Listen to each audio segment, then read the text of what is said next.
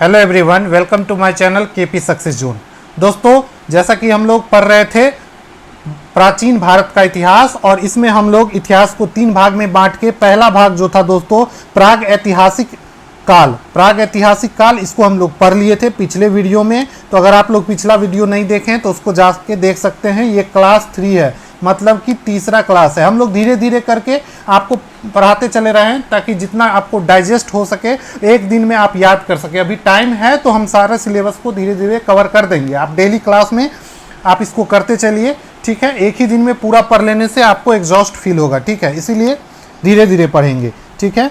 उसके बाद दूसरा टॉपिक जो है आदि ऐतिहासिक काल, इसको आज हम लोग कवर करेंगे, और इसका जो जितना आज कवर हो पाएगा उसको कवर करेंगे। लंबा टॉपिक है, इसमें हड़प्पा कालीन संस्कृति के बारे में पूरा डिटेल पढ़ेंगे, ठीक है। तो 2 वीडियो में इसको कंप्लीट करेंगे। ये पार्ट 1 है आदि ऐतिहासिक काल का, ठीक है।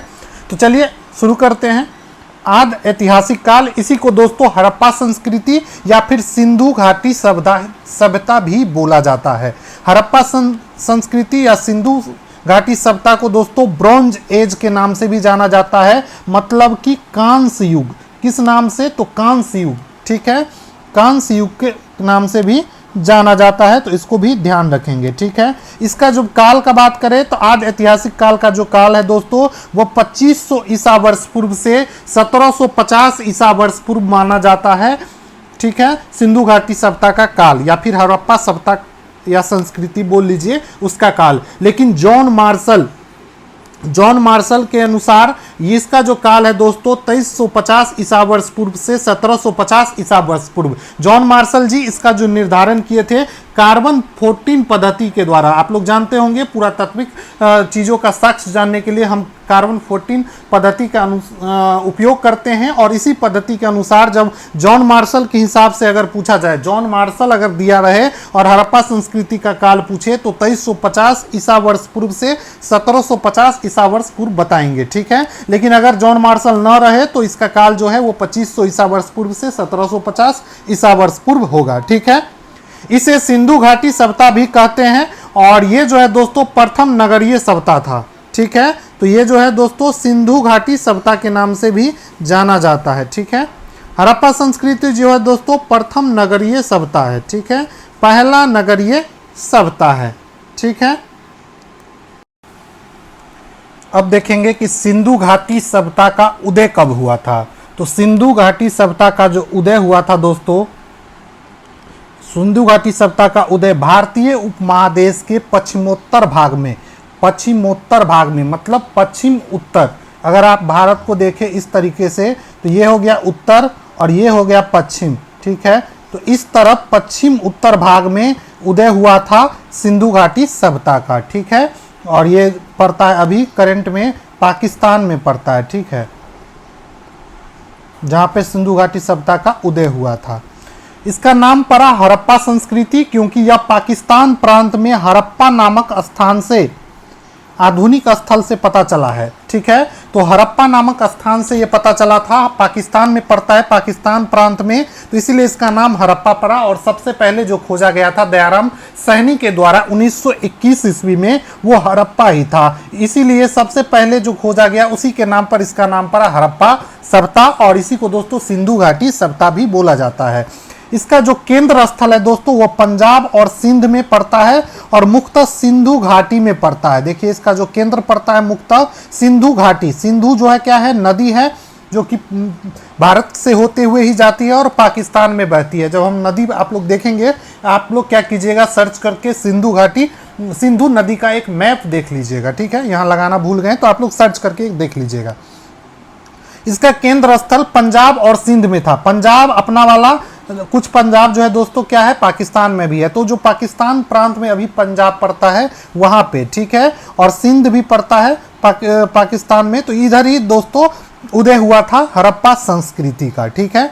और इसे सिंधु घाटी सभ्यता बोला जाता है। अब चलिए इसका फैलाव देखते हैं। सिंधु घाटी सभ्यता का जो फैलाव है दोस्तों उत्तर में जम्मू कश्मीर से लेकर दक्षिण में नर्मदा के मुहाने तक। उत्तर में देखें तो जम्मू से लेकर दक्षिण में नर्मदा के मुहाने तक, ये औरंगाबाद में इसका लास्ट पॉइंट पड़ता है दक्षिण में, और उसके बाद इधर से देखें तो पश्चिम में बलूचिस्तान के मकरान समुद्र के तट से, तो पश्चिम में देखेंगे तो ये बलूचिस्तान पाकिस्तान में चल जाता है, और पश्चिम में बलूचिस्तान के मकरान समुद्र तट से लेकर पूर्व में मेरठ तक, मेरठ जो कहाँ पे है आप लोग जानते होंगे उत्तर प्रदेश में है, यहाँ तक इसका फैलाव है सिंधु घाटी सभ्यता का। अब इसी को देख लीजिए तो सब उत्तर में जो है जम्मू कश्मीर, यहाँ पे जो सिंधु घाटी सभ्यता का स्थल है वो है मांदा। तो याद रखेंगे, पूछा जाता है कि मांदा कहाँ पे है, तो सबसे उत्तर में है जम्मू कश्मीर में, और ये दोस्तों चिनाब नदी के किनारे है, चिनाब नदी के किनारे है क्या, मांदा। ठीक है, उसके बाद दक्षिण वाला पॉइंट जो देखेंगे, सबसे दक्षिणतम पॉइंट सिंधु घाटी सभ्यता का, तो जम्मू कश्मीर से लेकर क्या नर्मदा घाटी तक, और नर्मदा घाटी में दोस्तों दाइमाबाद एक जगह है जो भी कि सिंधु घाटी सभ्यता का स्थल है, नगर है, और ये पड़ता है दोस्तों अहमदनगर महाराष्ट्र में। ठीक है, और ये गोदावरी नदी के तट पर है, किस नदी के, तो गोदावरी नदी के तट पर स्थित है। तो पूछा जाए कि दाइमाबाद किस नदी पर स्थित है, तो गोदावरी नदी पर स्थित है, और ये सबसे दक्षिण में है सिंधु घाटी सभ्यता। ठीक है, दाइमाबाद किस राज्य में पूछे तो महाराष्ट्र में है, किस नदी के तट पे, तो गोदावरी के। मांदा कहाँ पे है, तो जम्मू कश्मीर में है, चिनाब नदी के तट पर, तो इसको भी ध्यान रखेंगे। अब देखते हैं दोस्तों सबसे जो पश्चिमतम भाग था बलूचिस्तान में वो कहां पर है, तो उसका नाम है दोस्तों सुत्कर्डगोर। ये दोस्तों बलूचिस्तान में स्थित है, और ये दोस्तों दासक नदी के किनारे है। तो पूछा जाएगा सिंधु घाटी का जो सबसे पश्चिमतम जो स्थल है वो किस नदी के किनारे है, तो दासक नदी के किनारे है, और कौन सा है, तो सुत्कर्डगोर। ये पाकिस्तान के बलूचिस्तान प्रांत में पड़ता है।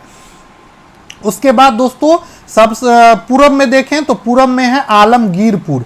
आलमगीरपुर ये दोस्तों मेरठ उत्तर प्रदेश में पड़ता है, और ये जो है दोस्तों हिंडन नदी के किनारे है। ये जो सभ्यता है किस नदी के किनारे, सिंधु घाटी सभ्यता का स्थल आलमगीरपुर जो है दोस्तों ये हिंडन नदी के किनारे। तो चारों आपको याद होना चाहिए, बहुत इंपॉर्टेंट है, कई बार एग्जाम में पूछा गया है। एक बार और रिवीजन कर ले, मांदा जम्मू कश्मीर में चिनाब नदी के किनारे, दाइमाबाद अहमदनगर महाराष्ट्र में गोदावरी नदी के किनारे, और ये कहाँ पे है तो दक्षिण में, और पूरब में देख लीजिए आलमगीरपुर मेरठ में है, और किस नदी के किनारे, तो हिंडन नदी के किनारे। उसके बाद सुत्कर्डगोर ये कहाँ पे है, तो बलूचिस्तान में सबसे पश्चिम में है, और किस नदी के किनारे है, तो दासक नदी के किनारे है। तो इतना आप सभी लोग को जरूर पता होना चाहिए। ठीक है, चलिए अब देखते हैं इसका आकार। तो सिंधु घाटी सभ्यता का जो आकार है दोस्तों वो किस प्रकार का है, तो सिंधु घाटी सभ्यता का आकार पूछे तो ये है दोस्तों त्रिभुजाकार।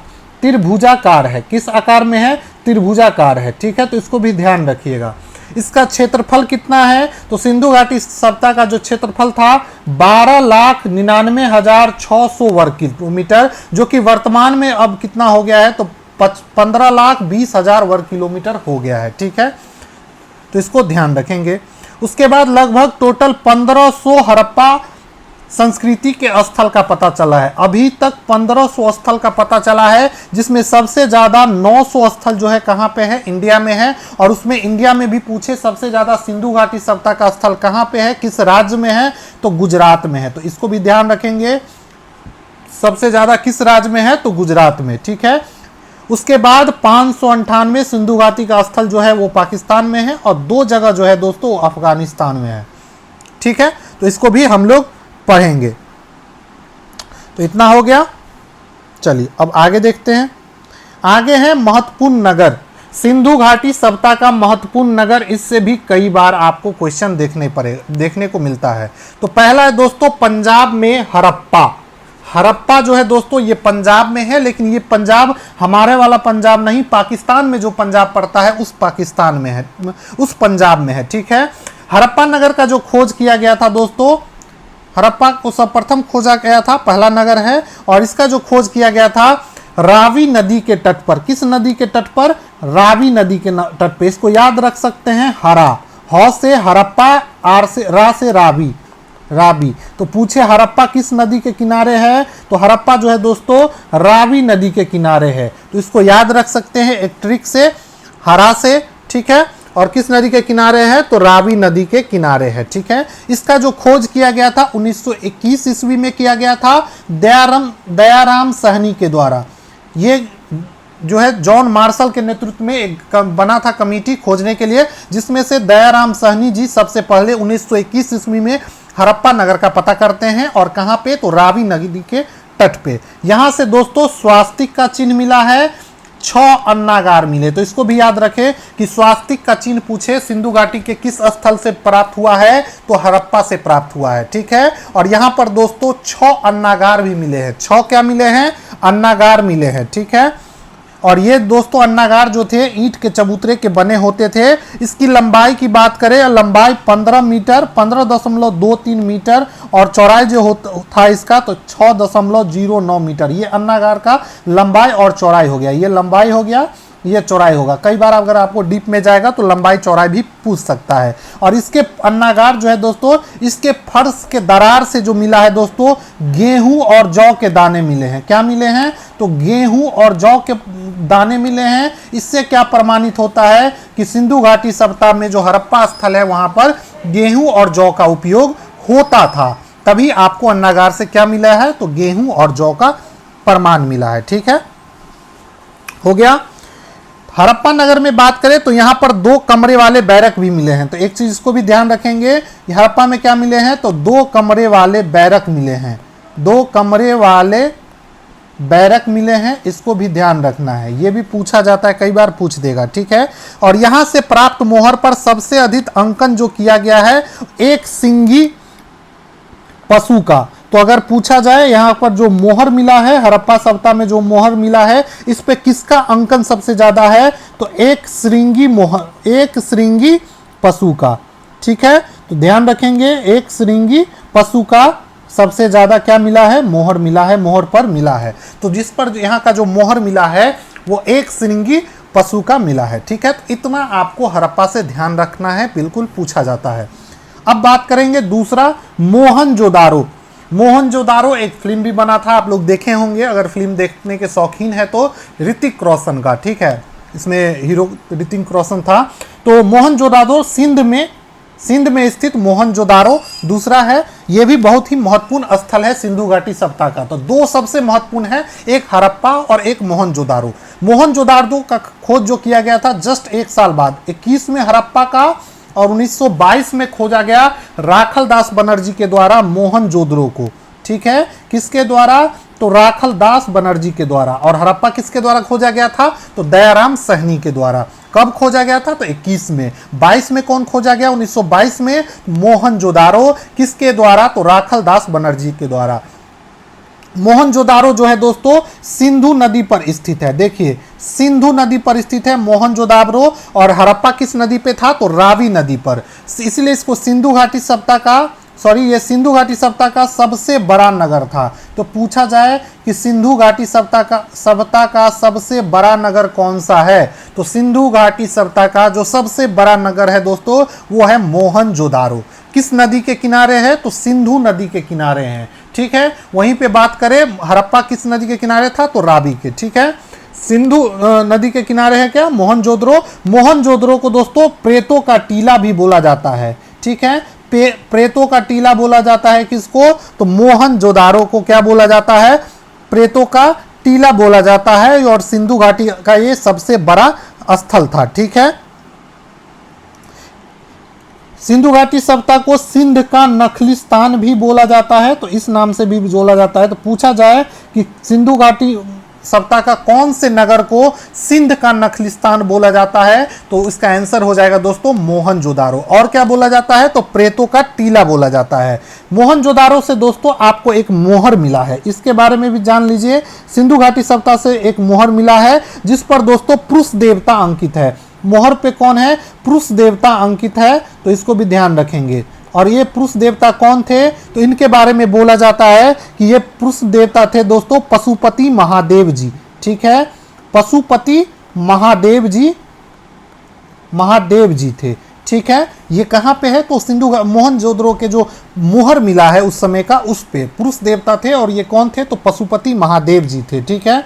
इसके बारे में कुछ और चीज बोला गया है कि उसके चारों ओर एक हाथी, एक बाघ और एक गेंडा और नीचे में एक भैंसा बैठा हुआ था। इसके चारों ओर मतलब 4 पशु बैठे हुए थे। एक और हाथी बैठा था, दूसरा और कौन बैठा था, फिर एक बाघ बैठा था, उसके बाद गेंडा बैठा था, उसके बाद एक और जानवर का नाम है वो है भैंसा।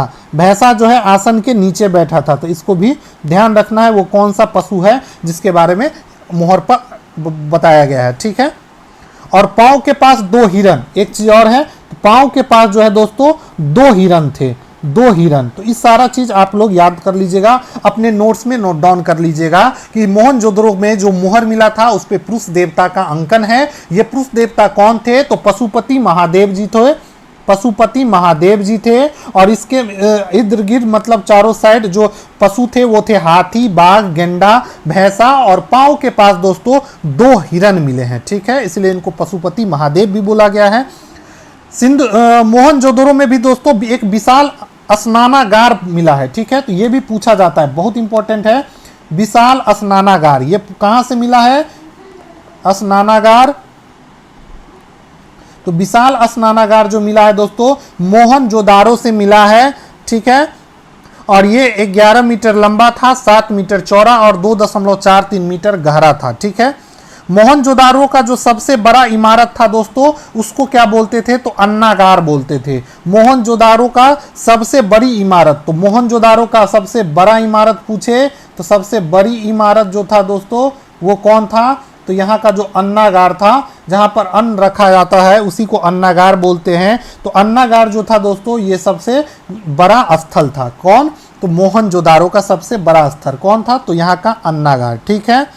यहाँ पर एक चीज और पूछा जाता है, इसको भी ध्यान रखिए कि मोहनजोदारो से आपको कुबर वाले बैल की आकृति वाला मुहर भी मिला है। एक मुहर और मिला है मोहनजोदारो से जिस पर क्या था बना हुआ था?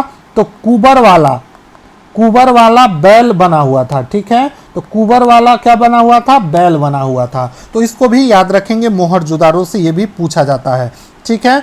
उसके बाद यहाँ से दोस्तों कुछ और चीज है जिसको आप लोग ध्यान रखना है। तो सीप का पैमाना मिला है यहाँ पर, साथ ही कांसे का नर्तकी का मूर्ति मिला है। कांसे का क्या मिला है? नर्तकी का क्या मिला है? मूर्ति मिला है। फिर यहाँ पर दोस्तों सूती कपड़ा का भी साक्ष्य प्राप्त हुआ है। तो ये सारा चीज आपको याद रखना है, सूती कपड़ा का साक्ष्य प्राप्त हुआ है, तो इसको भी आप लोग ध्यान रखेंगे, ठीक है। तो आप लोग नोट्स बनाते चलिए पढ़ते समय, और जितने पॉइंट हम बताते हैं मोहनजोदड़ो के बारे में, जैसे बताए हड़प्पा के बारे में, नोट्स में जो है तो वो है ही, कुछ एक्स्ट्रा जितना भी बताएं उसको भी आप क्या कीजिए, नोट डाउन करते चलिए, ठीक है। उसके बाद नोट में जो हम लिखे हैं वो क्या है? तो नोट्स देख लीजिए, अब कलर चेंज कर लेते हैं, घिच पिच हो गया एक ही कलर। तो नोट में देख लीजिए कि हड़प्पा और मोहनजोदड़ो का जो पुरातात्विक खुदाई का प्रभारी था, मारी लिख दिए हैं, प्रभारी कौन था? तो सर जॉन मार्शल। इन्हीं के नेतृत्व में हड़प्पा और मोहनजोदड़ो का खुदाई किया गया था। नेतृत्व कर रहे थे सर जॉन मार्शल, लेकिन खोज पूछा जाए तो राखलदास बनर्जी मोहनजोदारो का खोज करते हैं और दयाराम सहनी हड़प्पा का। 1921 में हड़प्पा सभ्यता का खोज किया गया था और 1922 में किसका? तो मोहनजोदारो का, ठीक है। दोनों के बीच जो दूरी है दोस्तों, मोहनजोदारो और हड़प्पा सभ्यता दोनों पाकिस्तान में ही है, और दोनों के बीच की जो दूरी है दोस्तों वो 483 किलोमीटर का है। कितना है? तो 483 किलोमीटर का है। तो सारा पॉइंट आपको याद हो जाना चाहिए, और आपको एग्जाम में देखा जब आप क्वेश्चन लगाएंगे, देखिए जैसे जितना हम पढ़ाते हैं उसको आप लोग नोट डाउन कर लीजिए। इसके बाद आप क्या करेंगे? क्वेश्चन प्रैक्टिस करने के लिए जाएंगे। कोई भी बुक उठाइए, चाहे लुसिएंट ऑब्जेक्टिव या कोई भी ऐसा बुक जिसमें टॉपिक वाइज दिया रहे। जैसे हम सिंधु घाटी सभ्यता पढ़ा रहे हैं, मोहनजोदड़ो पढ़ाए, तो उसके ऊपर जितना भी क्वेश्चन पूछा गया है उस सारा क्वेश्चन को प्रैक्टिस कीजिए। इससे क्या होगा कि जब प्रैक्टिस करेंगे तो आपको देखेंगे कि 80 से 90% क्वेश्चन यहीं से बन जाएंगे। इससे आपके अंदर कॉन्फिडेंस आ जाएगा कि हम जो पढ़े हैं, जो हमारा नोट्स है उससे क्वेश्चन बन रहे हैं। 10% क्वेश्चन ऐसे भी मिल सकते हैं कि आपको नया क्वेश्चन लगे, तो उस क्वेश्चन को आपको कुछ नहीं करना है, अपने नोट में आके अपडेट कर लेना है। या फिर अगर आप बुक को ही रिवीजन करना चाहते हैं तो वहां पे जाके उसको टिक लगा लीजिए या गोला लगा लीजिए, उसको कोई जब रिवीजन करे तो उस क्वेश्चन को भी पढ़े। इससे क्या होगा? आपका संपूर्ण तैयारी एक साथ हो जाएगा। चलिए अब देखेंगे दोस्तों चुनहुद्रो, एक और इंपॉर्टेंट जगह है दोस्तों चुनहुद्रो। ये दक्षिण में चुनहुद्रो, ये दोस्तों मोहनजोदारो से 130 किलोमीटर दूर है। कहां पे? मोहनजोदारो से कितना दूर है? तो 130 किलोमीटर दूर है, ठीक है। इसका जो खोज किया गया था 1931 ईस्वी में किया गया था गोपाल मजमूदार के द्वारा। किनके द्वारा? तो गोपाल मजमूदार के द्वारा। और ये भी जो चुनहुद्रो भी जो है दोस्तों, ये भी सिंध पाकिस्तान में ही पड़ता है। कहाँ पे? तो पाकिस्तान में ही पड़ता है। ये सारा स्थल हमारा ही था, लेकिन आज़ादी के बाद ये पाकिस्तान में चला गया, तो अभी हम लोग पाकिस्तान में पढ़ रहे हैं, ठीक है। ये सिंधु नदी के किनारे है, तो ये भी किस नदी के किनारे है? तो सिंधु नदी के किनारे ही है। तो मोहनजोदारो और चुनहुद्रो दोनों जो है दोस्तों किस नदी के किनारे हैं? तो सिंधु नदी के किनारे है, ठीक है। चुनहुद्रो से एक इंपॉर्टेंट जो पूछता है बार बार कि यहाँ से बिल्ली को पीछा करते हुए कुत्ता का पंजा मिला है। क्या मिला है? तो बिल्ली को पीछा करते हुए कुत्ते का पंजा मिला है। कहाँ से? तो चुनहुद्रो से मिला है, ठीक है। साथ ही दोस्तों चुनहुद्रो से मनके बनाने का कारखाना, ठीक है, मनके बनाने का कारखाना भी मिला है। मनके बनाने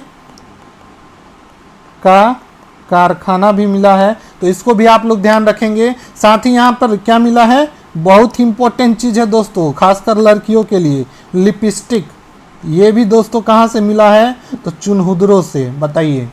इसके बाद एक ईंट पर बिल्ली का पीछा करते हुए कुत्ते का पैर पंजा, ये तो बता ही दिए हैं। उसके बाद गुड़िया बनाने का कारखाना, जो गुड़िया डॉल जो इसको बोलते हैं, जो बच्चे लोग खेलने के लिए यूज करते हैं, तो ये भी मिला है कहाँ से? चुनहुद्रो से। तो इसको भी याद रखेंगे कि गुड़िया बनाने का कारखाना कहाँ से मिला है, ठीक है, तो चुनहुद्रो से।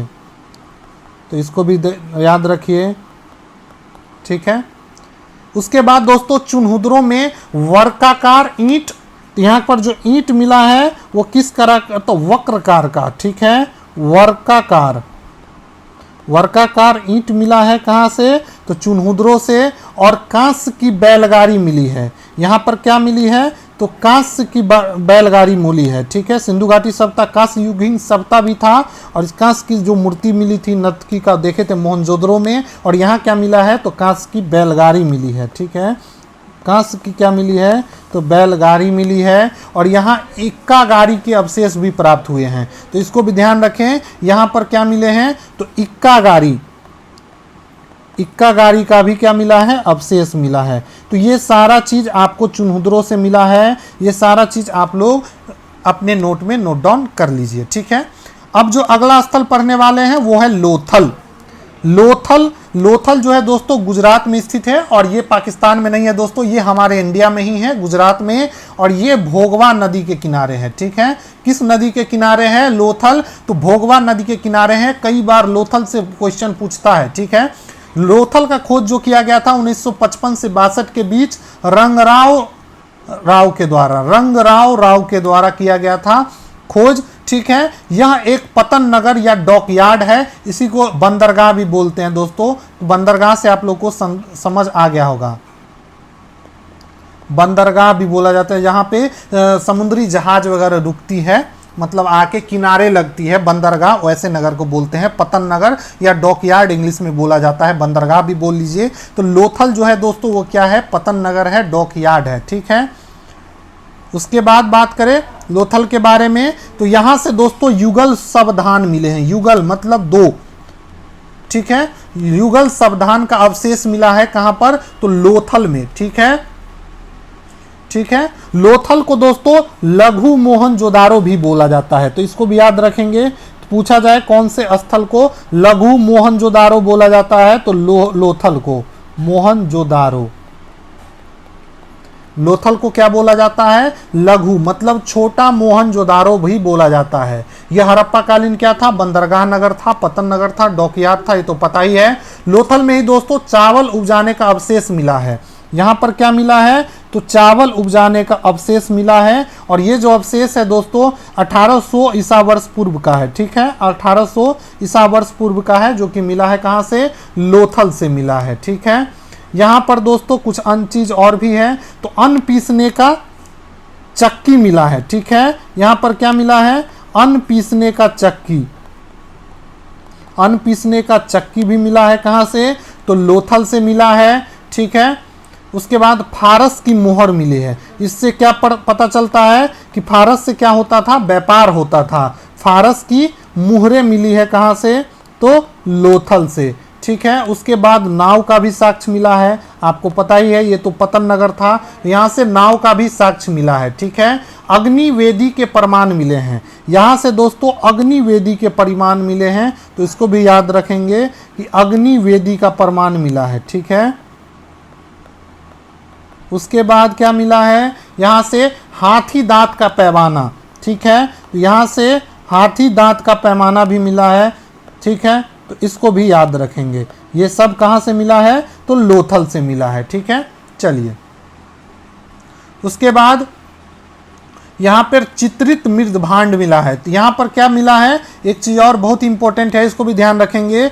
चित्रित मृद भांड, चित्रित मृद भांड मिला है कहाँ से, तो ये मिला है लोथल से, ठीक है। चित्रित मृदभांड मिला है, तो इतना आप लोग को याद होना चाहिए लोथल के बारे में, इतना आपको, इससे ज़्यादा आपको एग्जाम में देखने को नहीं मिलेगा, ठीक है। अगर एक बार में नहीं समझ आए तो इसको रिवीजन भी आप लोग कर सकते हैं। और साथ ही वीडियो अगर अच्छा लग रहा है, आप लोग को डिटेल जो पढ़ा रहे हैं वो अच्छा लग रहा है, तो आप लोग चैनल को सब्सक्राइब कर लीजिएगा और नीचे कमेंट बॉक्स में ज़रूर बताइएगा कि आपको वीडियो कैसा लग रहा है, इससे हमारा भी हौसला बढ़ता है। और आप लोग अगर कमेंट करेंगे तो हमें अच्छा लगेगा, आप लोग नीचे कमेंट करके बता सकते हैं कि आप लोग को ये वीडियो कैसा लग रहा है, ठीक है। साथ ही दोस्तों अपने भाइयों, अपने दोस्तों जो लोग भी तैयारी कर रहे हैं +2 लेवल के, जो भी +2 पास है वो भी एग्ज़ाम दे सकते हैं, तो जो भी तैयारी कर रहे हैं उनसे भी वीडियो को ज़रूर शेयर कीजिएगा, ठीक है। तो चलिए, अब अगला नगर जो देखने वाले हैं वो है कालीबंगन। कालीबंगन जो कि उत्तरी राजस्थान में स्थित है, भारत के उत्तरी राजस्थान में स्थित है क्या, कालीबंगन। ये दोस्तों पड़ता है राजस्थान के हनुमानगढ़ डिस्ट्रिक्ट में। कहाँ पे पड़ता है, तो हनुमानगढ़ डिस्ट्रिक्ट में पड़ता है। इसका जो खोज किया गया था BR लाल के द्वारा, किसके द्वारा, तो BR लाल के द्वारा खोज किया गया था कालीबंगन का। और ये जो है दोस्तों घग्गर नदी के किनारे हैं, तो कालीबंगन पूछा जाए किस नदी के किनारे है, तो घग्गर नदी के किनारे। और इसका जो खोज किया गया था 1953 ईस्वी में, कब किया गया था, तो 1953 ईस्वी में BR लाल जी के द्वारा कालीबंगन का खोज किया गया था। यहाँ से दोस्तों काले रंग की चूड़ियाँ प्राप्त हुई है, किस रंग की, तो काले रंग की चूड़ियाँ प्राप्त हुई है कालीबंगन से, नाम भी है कालीबंगन। और कालीबंगन हम लोग देखो बैंगल जो बोलते हैं, चूड़ी को ही बोलते हैं, इसी से इसका नाम भी पड़ा है कालीबंगन, क्योंकि यहाँ से काले रंग की क्या मिली है, चूड़ियाँ मिली है। यहाँ से दोस्तों जोते हुए खेत का प्रमाण मिला है, जोते हुए खेत का प्रमाण मिला है। साथ ही दोस्तों ईंटों का अलंकरण प्राप्त हुआ है, कहाँ से, तो मोहनजोदाड़ो से, ठीक है, ठीक है। उसके बाद कालीबंगन में दोस्तों जल निकास प्रणाली का अभाव मिलता है, तो इसको भी ध्यान रखना है कि यहाँ पर जो दोस्तों जल निकास प्रणाली अच्छा नहीं था, मतलब अभाव था। जल निकास प्रणाली का क्या था, अभाव था कालीबंगन में।